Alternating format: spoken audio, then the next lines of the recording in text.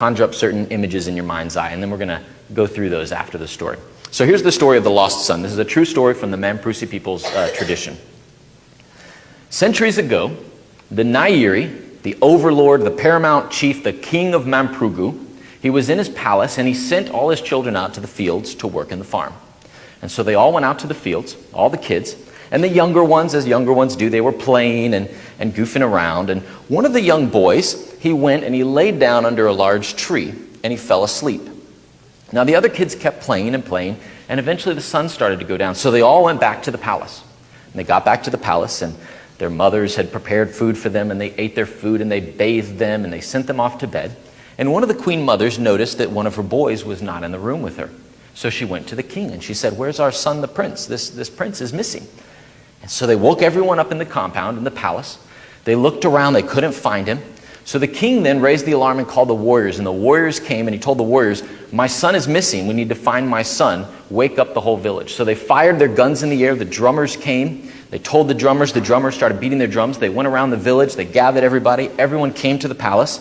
And the king came out and he said, "My son is lost and we need to find him." Now this is in the days when there's no electricity, so he took some thatch, some straw, and he lit it on fire, and he held it out, and everyone lit some more thatch from that, and they fanned out in the village, and they looked all over for the son, but they couldn't find him. So then they went to the edge of the village, and they still didn't find him. And finally they went out into the fields, and lo and behold, there he was, still asleep under the tree. So they woke the prince up, and they picked him up, and they threw all their torches on the tree and set the tree on fire, and they carried the son back to the palace. And they got to the palace, and the king saw his son, and he rejoiced. His son was lost, and now he's found. And he said, "From this day forward, we're going to celebrate every year a festival to remember that my son was lost, and now he's found." And so from that day on, they have the fire festival. And that's the reason for the fire festival. And once a year, we gather at the king's palace in the village where we live. And the king comes out, and he throws a flaming torch on the ground, and everybody rushes up to light their own torches, and they parade around town celebrating late into the night. So, I told you that story, and there's certain things in that story that probably came up in your mind. One was king. Now, as Westerners, this is usually the type of king we think of. King Arthur, right? He's in our Western mythology. But our king is a very different looking person. This is the current king of Mamprugu. His name is Nairi Nabwahagu Abdulai Mahami Sherga, and he is the overlord of Mamprugu, and he's been ruling since 2003.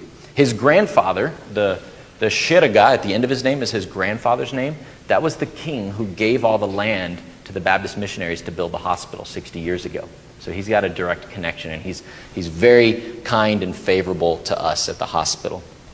Now the other thing I mentioned was a palace, and perhaps you came up with an image in your mind of a palace, right? We're all Florida folks down here, so this is a popular Florida palace. Some of you, anybody been to that palace? A few of you, maybe?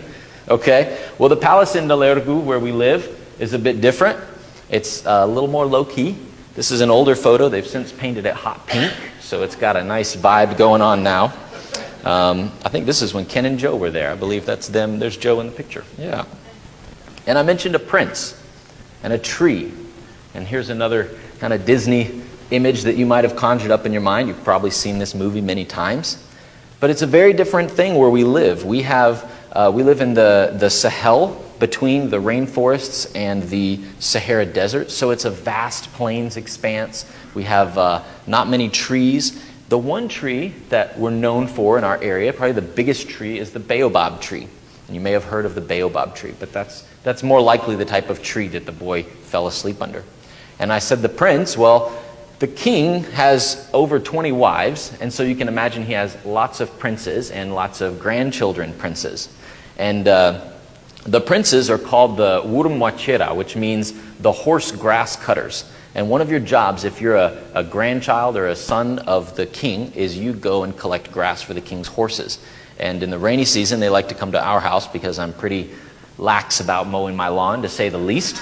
And so there's nice grass at my house. And so these are the princes at my house collecting grass for the king's horses.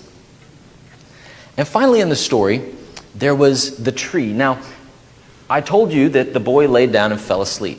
In your mind, you probably thought, well, they were playing. Boys get tired. They lay down under trees and he just fell asleep. It's hot in Africa, right? But in the story, do you remember what they did to the tree? They burned the tree. You see, in West Africa, people are very, very aware of spiritual things. In fact, they hyper-spiritualize everything. There are bad spirits. If you're walking down the aisle here and you trip and fall, someone might think it was a spirit that caused you to trip and fall, or a curse that someone put on you. And so the logic in that story is the tree was the reason the boy fell asleep and caused the distress. There must be some sort of evil spirit in the tree that was trying to harm the king and his family, and that's why they burned the tree. But as Americans, we would never think of that. You wouldn't think that, a tree falls on your house in a storm, and you say, well, there was a storm and there was wind and it fell and it was an old tree. But to a West African, the mind would go to spiritual things. So we have this challenge of learning the culture and learning what they're thinking when we say things. I have a teenager now, and a lot of times the words that I say and he hears are not the things that he understands, right? That happens. Happens in marriages too. I'm saying one thing, and they say they hear me, but then something else gets understood.